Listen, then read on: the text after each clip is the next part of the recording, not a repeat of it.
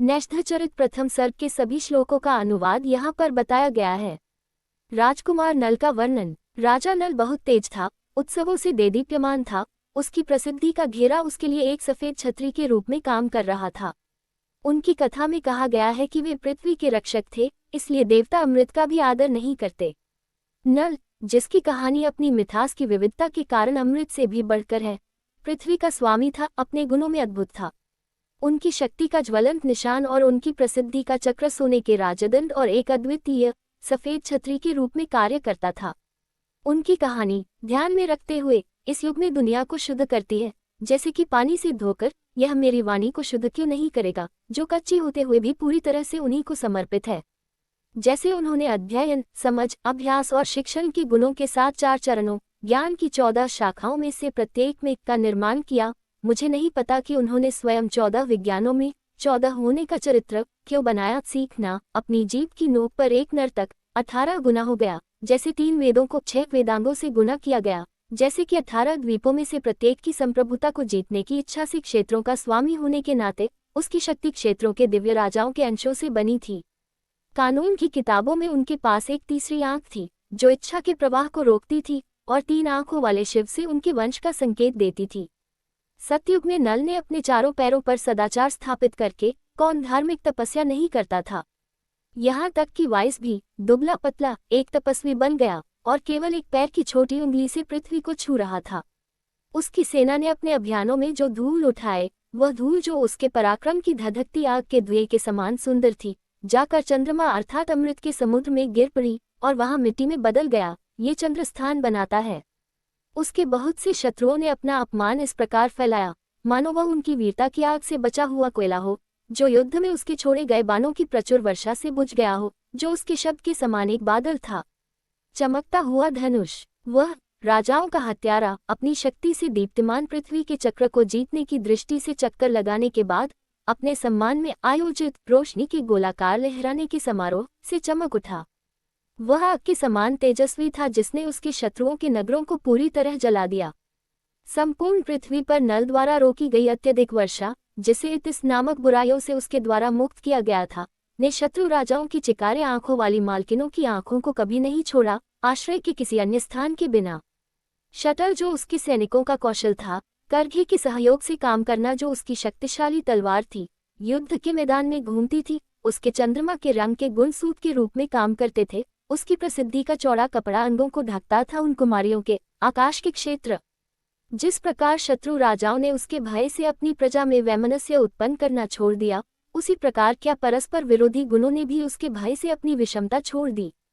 क्योंकि अपनी शक्ति के कारण वह शत्रुओं का विजेता और मित्रों का विजेता दोनों था, उसने जासूसों के माध्यम से देखा और साथ ही जासूसों के माध्यम से नहीं देखा। सृष्टिकर्ता जब भी सोचता है नल की शक्ति और प्रसिद्धि के सामने ये दोनों बेकार हैं, तो वह सूर्य और चंद्रमा के चारों ओर एक रद्दीकरण चिन्ह के रूप में प्रभामंडल बनाता है। यह मनुष्य दरिद्र होगा। याचकों के माथे पर विद्यमान सृष्टिकर्ता की यह लिपि राजा द्वारा झूठी नहीं बनाई गई थी। विशिंत्री उदारता में को पार करने के कारण उसने गरीबी को ही गरीब बना दिया।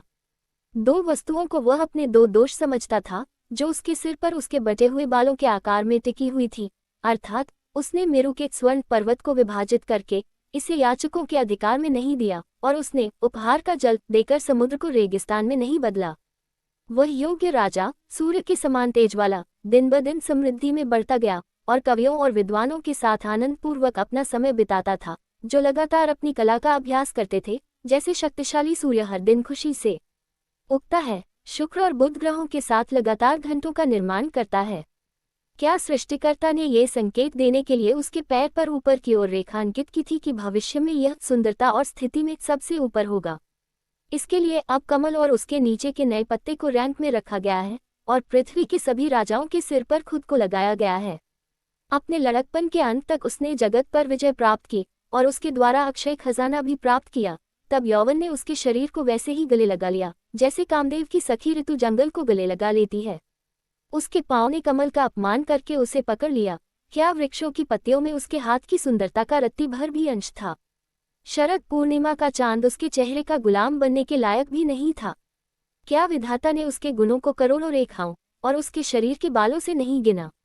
क्या संसार के निर्माता ने दोषों की अनुपस्थिति को इंगित करने के लिए अपनी त्वचा के छिद्रों में शून्य नहीं लगाया?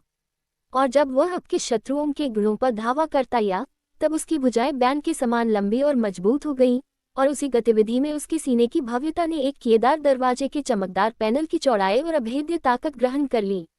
उसके चेहरे ने अपनी मुस्कान से, जो उसकी कृपा का एक टुकड़ा था, चंद्रमा को ग्रहण कर लिया और अपनी आंखों से कमल की सुंदरता को खतरे में डाल दिया, जो कि उसका एक हिस्सा था। इसलिए दुनिया में इसके समान कुछ भी नहीं था, जिसके पास उन दोनों से बेहतर कोई अन्य सुंदर वस्तु नहीं थी। उसकी आंखों से कमल नष्ट हो गया, उनकी मुस्कान मात्र ने चंद्रमा की सुंदरता पर विजय प्राप्त कर ली, लेकिन क्या कमल और चंद्रमा के समान सुंदर कुछ और है? लो, उसके मुख से तुलना करने योग्य वस्तुओं का बड़ा अभाव है। कैमरी हिरन अपनी पूंछ हिलाने के बहाने बार बार यह कहती प्रतीत होती है कि उसके बालों के समूह की उसके बालों के समान होने की इच्छा एक बचकानी शरारत है जो कोई अपराध नहीं है। 26 तीनों लोकों की सुंदर स्त्रियों को राजा के प्रति कामदेव द्वारा उत्पन्न दो प्रकार की माया उत्पन्न हुई, एक राजा की कामदेव जैसी सुंदरता के कारण और दूसरा उसके प्रति उनके हृदय की इच्छा के कारण। स्वर्ग की दासियों द्वारा कभी न बंद होने वाली आंखों से उत्सुकता से उसे पीते समय अर्जित की गई एक गहरी आदत अभी भी उनकी टिमटिमाती आंखों से प्रकट होती है। सांपों की स्वामिनी जो अपनी आंखों से सुनती हैं, नल के कारण मन ही मन अपनी आंखों की प्रशंसा और निंदा करती थी और यह सोचती थी कि हमारी ये आंखें जो उसका समाचार सुनती हैं, वे सफल तो होती हैं परंतु वे व्यर्थ हैं, उसे मत देखो। पृथ्वी की स्त्रियां जो निरंतर चिंतन के कारण आंखें बंद होने पर भी उन्हें देखती थी, उन्हें नींद के दौरान आंखें बंद करने के कारण उन्हें देखने में थोड़ी सी भी बाधा नहीं होती थी। ऐसी कौन सी स्त्री थी जिसने उन्हें स्वप्न में न देखा हो, या जिसने गलती से उनका नाम न लिया हो, या जिसने नल के रूप में अपने पति का चिंतन करके प्रेम प्रसंग के दौरान अपनी कामुक भावना को जागृत न किया हो? दमयंती को छोड़कर कौन सी सुंदर स्त्री है जो उसे देखने के बाद अपनी सुंदरता पर गर्व नहीं करती, अपनी आहों से उस दर्पण को काला नहीं कर देती जो उसने खुद को देखने के लिए अपने हाथ में लिया था? सोच रही है, मैं सुंदरता में नल के योग्य हूँ। जिस प्रकार प्रद्युम्न को सर्पों को खाने वाले पक्षी द्वारा ले जाया गया था, उसे बलपूर्वक आग से घिरे बाण नगर में लाया गया था, उसी प्रकार सुख भोगने वाली आयु से उत्पन्न कामदेव को नल द्वारा अधिग्रहित दमयंती के मन में प्रविष्ट कराया गया। राजा भीम की पुत्री ने कामदेव की आज्ञा के प्रति पूरी तरह से समर्पित होकर अपना मन समर्पित कर दिया, विशेषकर नल के प्रति जो उसकी सुंदरता के योग्य था, जिसके बारे में उसने बार बार सुना था। वह प्रतिदिन अपने पिता को दंडवत करने के लिए आती थी और स्तुतिगान करने वालों का आनंद लेती थी, और जब वे राजाओं की स्तुति गाते थे तब नल के विषय में सुनकर बहुत आनंदित होती थी। अपनी सहेलियों से बातचीत के दौरान जब उसने एक सहेली से नाला नाम सुना, हालांकि यह केवल उस नाम की घास को संदर्भित करता था, दुबली पतली युवती ने तुरंत अन्य मामलों को छोड़कर सुनने के लिए अपने कान तैयार कर लिए। ये खुशी में है, मुझे मरे हुए कामदेव से डर लगता है जिनकी आंखें कभी नहीं झपकती, इसलिए उदाहरण के तौर पर किसी और को उद्धृत करें। ये कहते हुए उसने उन लोगों से कहा जो युवकों की प्रशंसा करते थे और उनके स्थान पर नाला को एक उदाहरण के रूप में स्थापित करते थे। वह निषद देश से आने वाले दूतों, ब्राह्मणों, पेंचियस और भाटों से विभिन्न बहानों से नल के गुणों के बारे में पूछती थी। फिर उसकी कीर्ति की कथा सुनकर वह बहुत देर तक दुखी रही। मनोरंजन कक्ष की दीवार पर एक प्रेमी और उसकी प्रेमिका का चित्र बनाएं जो सुंदरता में तीनों लोकों से बढ़कर है।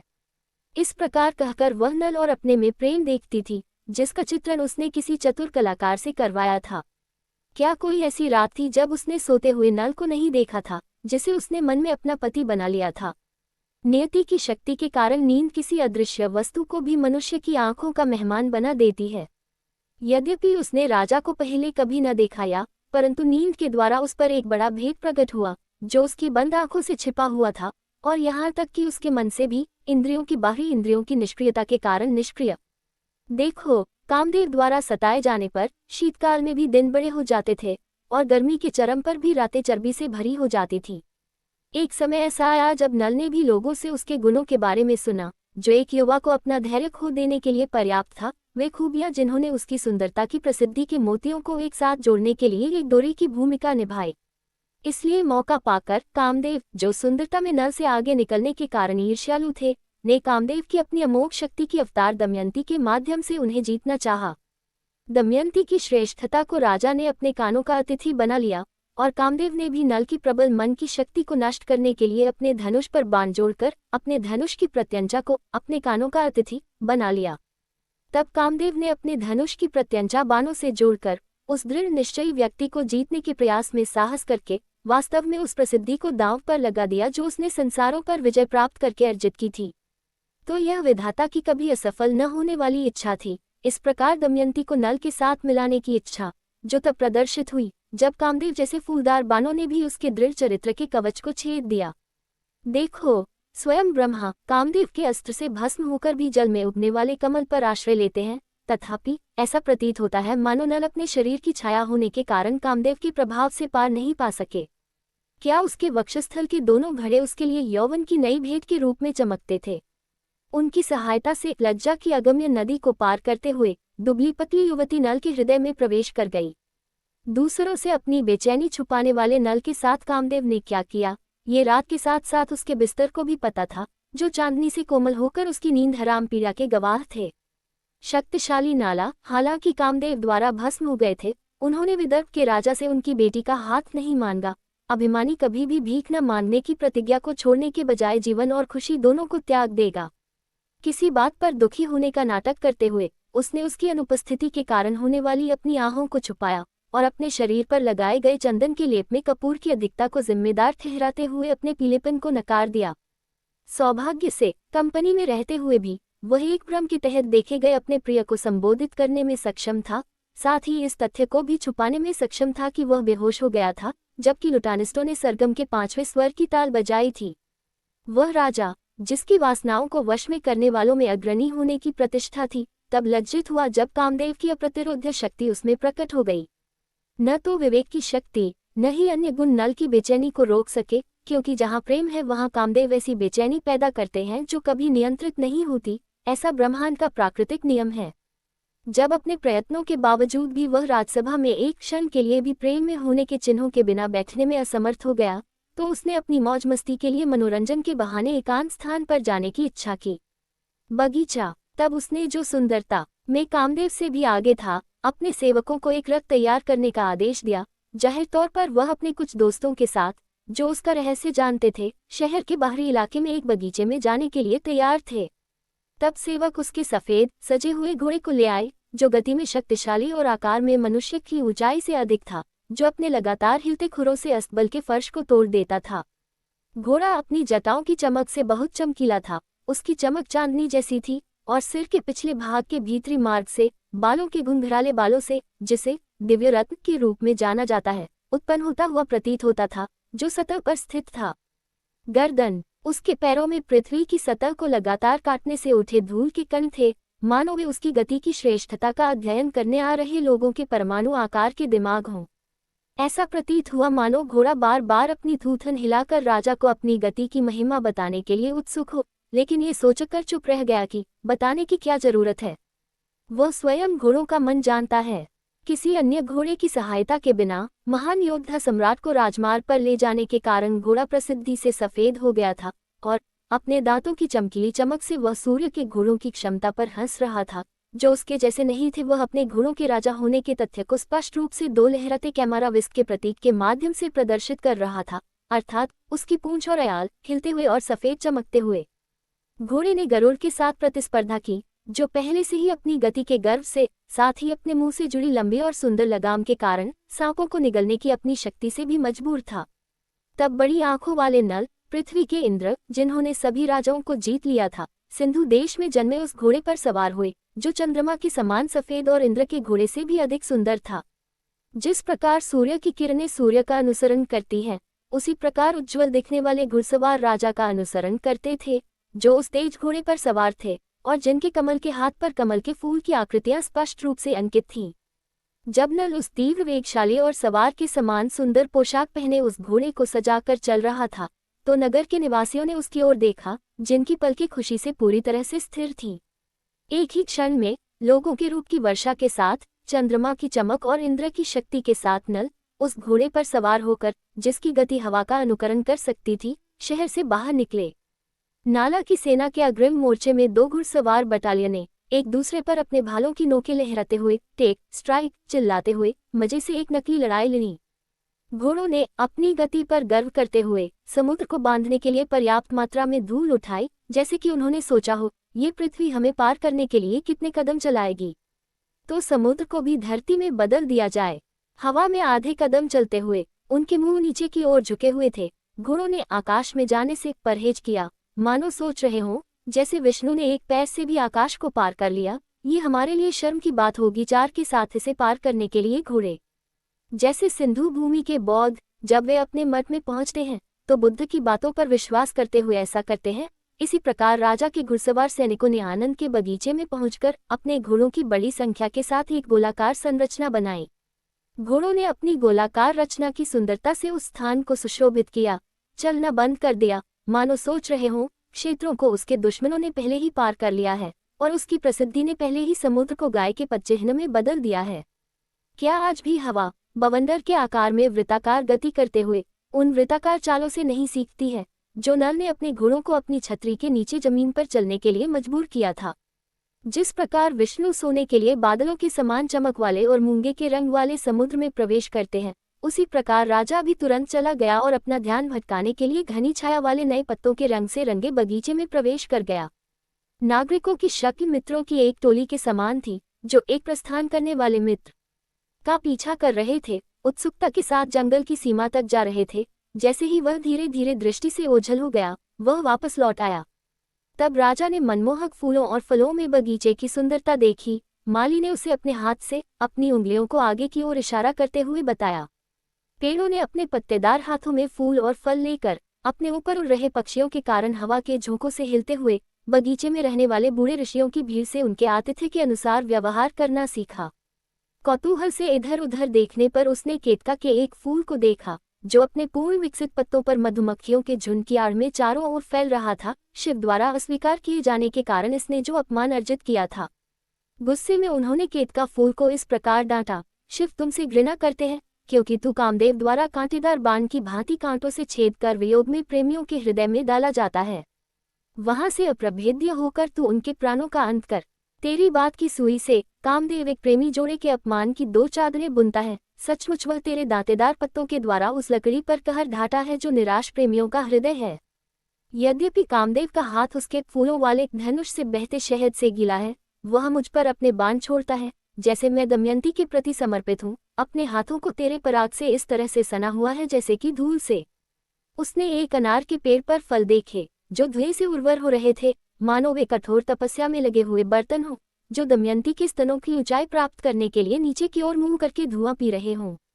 उसने एक अनार का पौधा देखा जिस पर पक्षी लगे हुए थे और कांटे साफ दिखाई दे रहे थे, मानो वह कोई निराश युवती हो जो अपने प्रिय की याद में स्पष्ट रूप से रोमांचित हो रही हो, जबकि इसमें पलाश के फूलों से बने कामदेव के बाण थे, अर्थात तोते की चोंच जो इसके स्तनों के क्षेत्र में, इसके फलों में, इसके चीरे और लाल हृदय को छेदते थे।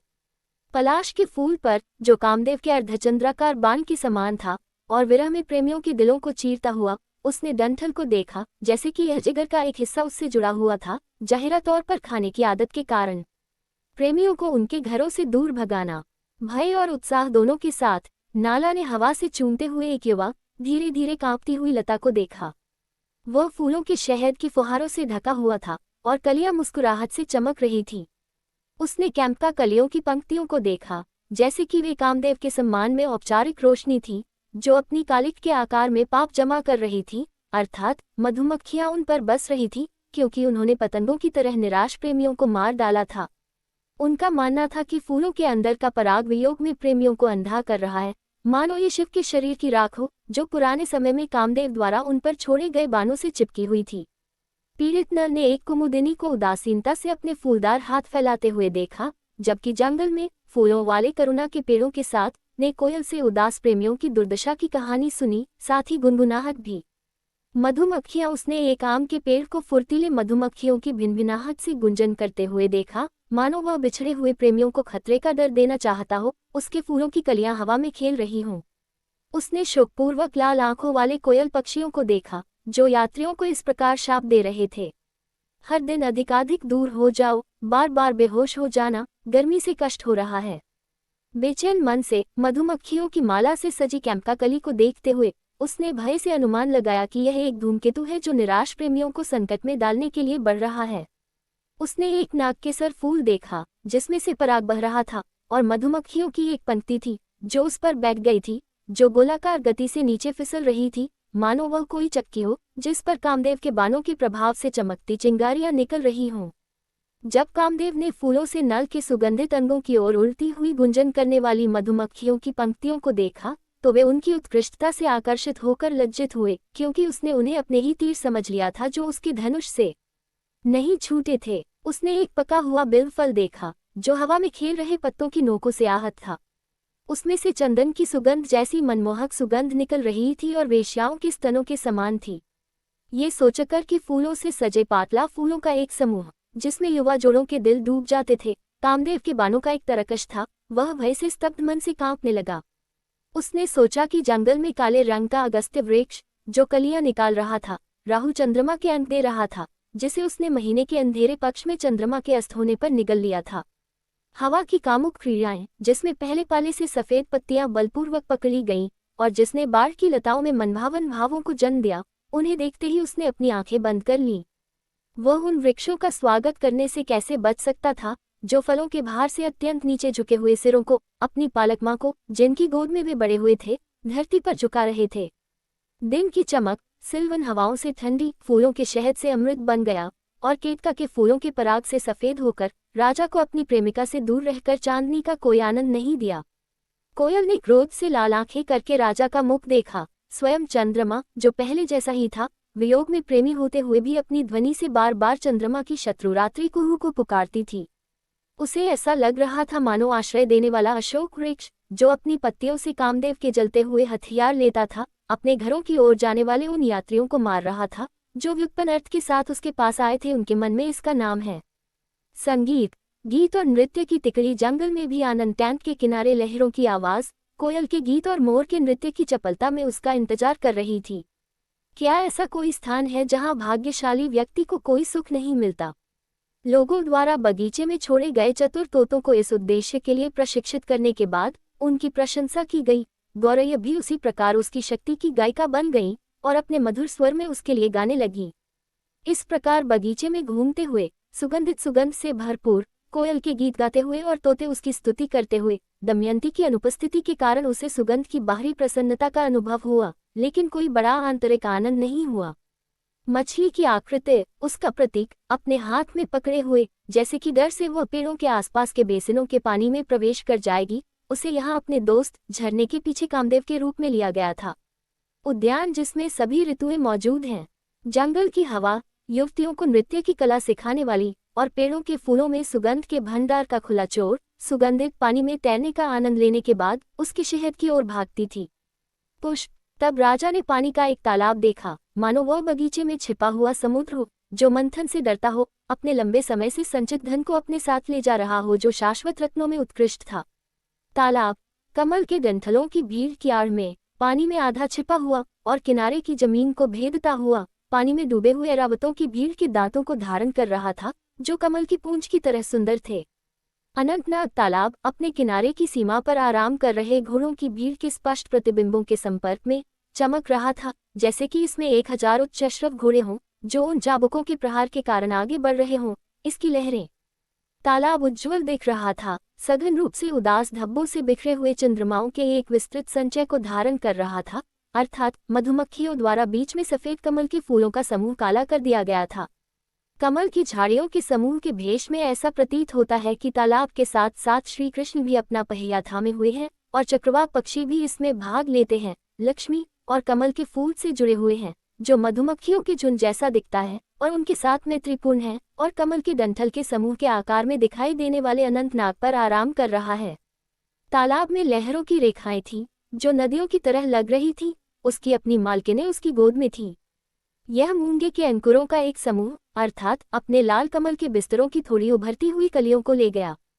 नाला ने कल्पना की कि यह तालाब चंद्रमा की चमक और कालकूट विष का उत्सर्जन कर रहा है, जो अपने विशाल कमल के बिस्तरों, सफेद और नीले रंग के पानी में डूबा हुआ है।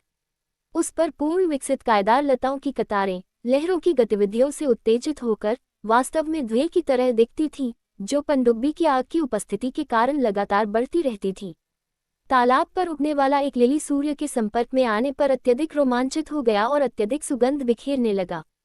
उसके शरीर पर कमल के फूल खिले होने के कारण वह दिन के समय अप्सरा के समान दिखाई देती थी। किनारे पर एक पेड़ हवा के झोंकों से हिलता हुआ, जिसका आकार तालाब के पानी के विस्तार पर प्रतिबिंबित होता है, मैनक पर्वत जैसा दिखता है, डूबा हुआ समुद्र में और अपने पंख हिला रहा है। उस आनंद सरोवर पर सुंदरता में समुद्र को भी पार करते हुए नल ने एक अद्भुत सुनहरे हंस को देखा, जो खेलने की इच्छा रखने वाली मादा हंसों की मधुर आवाज के लिए उत्सुक होकर पास ही घूम रहा था, और वह अपनी चोंच और पैरों से जुनून के पेड़ की कामदेव निर्मित अंकुरों को पकड़ रहा था, अपनी छोटी मालकिनों के लिए 2 शाखाओं के साथ अंकुरित और जो बड़े हो गए थे उनके लिए पत्तेदार। एक पल के लिए उस अत्यंत रमणीय पक्षी को देखकर राजा थोड़ा उत्सुक हो गया, हालांकि वह अपने प्रियतम की अनुपस्थिति के कारण दुख से अभिभूत था।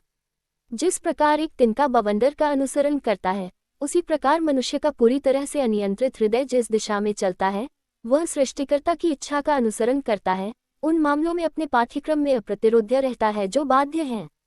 तब उस समय कामुक लंगूर से थका हुआ पक्षी एक क्षण के लिए तालाब के पास अपनी गर्दन झुकाकर एक पैर पर आराम करके और अपने सिर को अपने पंखों से ढककर सो गया। क्या उसने ये समझा कि यह डंठल समेत सोने का कमल है और उसकी कांति उसके मुख से अधिक तेज होने के कारण लज्जा से झुक रही है, या मूंगे की छड़ी से सुशोभित वरुण का पीला कैमरा विस्क? तब नल अपने घोड़े से उतरकर, उसके जूते ऐसे चमक रहे थे जैसे वे कवच से सुसज्जित हों, जंगल की पत्तियों और पानी के कमल के फूलों के साथ प्रतिस्पर्धा करना चाहते हों। राजा ने कपटपूर्वक अपना ढांचा छोटा कर लिया, जो तब विष्णु जैसा था, बौने अवतार के दौरान, और चुपचाप पैरों से उसके किनारे आकर पक्षी को अपने हाथों से पकड़ लिया। पक्षी ने ये समझ लिया कि उसे उसी ने पकड़ा है। डर के मारे बार बार उड़ने की कोशिश की, छटपटाते हुए और उड़ जाने से निराश होकर उसने बस अपने पकड़ने वाले के हाथों को काट लिया। ऐसा प्रतीत हो रहा था मानो पानी का तालाब भ्रम में उड़ रहे पक्षियों के झुंड द्वारा हिलाया गया हो और उत्सुकता से हंस पर दया कर रहा हो। राजा को पक्षी को पकड़ने से रोक रहा था, अपने हाथों से कमल के फूल हिला रहे थे लहरों के साथ। हंसों का एक झुंड सौंदर्य की देवी के कमल चरणों की पायल की तरह किनारे पर टर टर कर रहा था, सुंदर पक्षी से वंचित होकर उस फली से निकल रहा था। और पक्षियों ने चिल्लाकर उसे घुड़का और प्रियवी को छोड़कर आकाश की ओर चले, मानो कह रहे हों कि इस प्रियवी पर रहना व्यर्थ है, जिसका स्वामी तेरे समान है, जिसने रीति रिवाजों को त्याग दिया है। एक राजा का। तब हंस ने पिंजरे के समान अपना हाथ रखकर राजा से बार बार प्रशंसा करते हुए कहा, सोने के पंखों से निकलने वाली यह सुंदरता किसी पक्षी में नहीं देखी गई। तुम्हारे मन पर धिक्कार है, मेरे सुनहरे पंखों को देखकर लालच से अधीर हो जाओ। जैसे बर्फ के छींटों से समुद्र का पानी थोड़ा बढ़ जाता है, तो इनसे आपके धन में कितनी वृद्धि होगी। मुझे मारना, जिसकी अंतरात्मा तुम्हें देखकर आश्वस्त हो गई थी, केवल एक जीवित प्राणी को मारना नहीं होगा। जिन संतों का एकमात्र धन उनका धार्मिक गुण है, उन्होंने उन शत्रुओं की हत्या की भी बहुत निंदा की है जो कब्जा करने वाले पर विश्वास करते हैं। हर जगह युद्ध में प्रतिष्ठित योद्धा हैं, फिर भी हत्या करने का आपका जुनून उन लोगों पर संतुष्ट है जो विनम्र हैं। शून्य राजा, आपकी इस दुष्ट शक्ति पर धिक्कार है, जो दया के पात्र एक गरीब पक्षी के विरुद्ध है। हे प्रभु, पृथ्वी आज तुझसे क्यों लज्जित नहीं होती कि तू मुझ जैसे पर भी अत्याचार करता है, जो इस प्रकार कमल के फल और जड़ों से एक तपस्वी की तरह जीवन यापन करता है। इस तरह के शब्दों से राजा को आश्चर्यचकित, लज्जित और दयालु बनाते हुए पक्षी ने दयालुता के सागर नल के दिल में मेहमान बनने के लिए करुणा की नदियों के रूप में कुछ कहा। मैं अपनी वृद्ध माँ का इकलौता पुत्र हूँ, मेरी गरीब पत्नी के नवजात बच्चे हैं और मैं उनका एकमात्र सहारा हूँ। हे भाग्य, जो मुझे सताता है, यह अजीब है कि दया तुझे रोक नहीं पाती। मेरे दयालु मित्र बस एक पल के लिए आंसू बहाना बंद कर देंगे, दुनिया के पाठ्यक्रम को दोष देंगे, लेकिन माँ, अकेले तुम्हारे लिए अपने बच्चे के दुख के सागर को पार करना कठिन होगा। हंस अपनी अनुपस्थित मालकिन को संबोधित करता है, प्रिय, उस क्षण तुम्हें कैसा लगेगा जब तुम पक्षियों को रोते हुए देखोगे। तुम्हारे द्वारा पूछे जाने पर कमल के डंठल और समाचार भेजने में मेरे प्रिय कितने धीमे हैं। हे विधाता, आपके कमल हाथ से मेरे संबंध में ललाट जलने वाले क्रूर अक्षरों में ये लिपि, तू अपने प्रिय से वंचित रहेगा, कैसे निकली, जिससे मेरे प्रिय की शीतलता और कोमलता उत्पन्न हुई। तेज आंखों वाले, क्या आज तुझे दिशाओं के 10 मोर्चे शून्य दिखाई पड़ेंगे, जब साथ ही पक्षियों ने तुझे मेरे बारे में वज्रपात के समान ये समाचार सुनाया होगा। हे सुंदर रंगों वाले, यदि तू मेरे लिए दुख से दुखी होकर मरेगा तो हाय। हालांकि मारा गया, फिर भी मैं भाग्य से फिर मारा गया होता, क्योंकि तब हमारे बच्चे भी अवश्य मर जाएंगे। हाय हाय मेरे बच्चों पर, जिनकी आंखें अब भी बंद हैं और वे अपने घोंसलों के किनारे छटपटा रहे हैं, आपकी और मेरी अनुपस्थिति के कारण भूख से पीड़ित। बहुत दिनों की चाहत के बाद पाया, एक पल में चला गया। बच्चों, बहुत देर तक किसको पुचकार कर बुलाते रहे, किस पर मुंह हिलाते रहे, क्या अब तुम बोलना सीखोगे? इन शब्दों से बेहोश होकर राजा के आंसुओं से भीगने के कारण वह पक्षी होश में आ गया। मैंने तेरी सुंदरता देखी है, जिससे मैंने तुझे पकड़ लिया है, अब तुम जैसा चाहो वैसा करो। इतना कहकर राजा ने गरीबों के प्रति अपनी दयालुता के कारण उस पक्षी को छोड़ दिया जो उस प्रकार विलाप कर रहा था।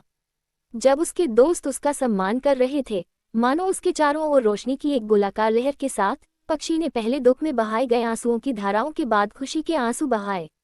श्री हीरा, महान कवियों के मुकुट का अलंकारिक हीरा, और मामल्ला देवी के पुत्र के रूप में श्री हर्ष थे, जिनकी वासनाएं वश में थी। यह महाकाव्य नैष्ठिया चरित का पहला सर्ग समाप्त होता है, जो एरोस की भावना के खेल के साथ सुंदर है और उनके पवित्र सूत्र चिंतामणि पर ध्यान करने का परिणाम है।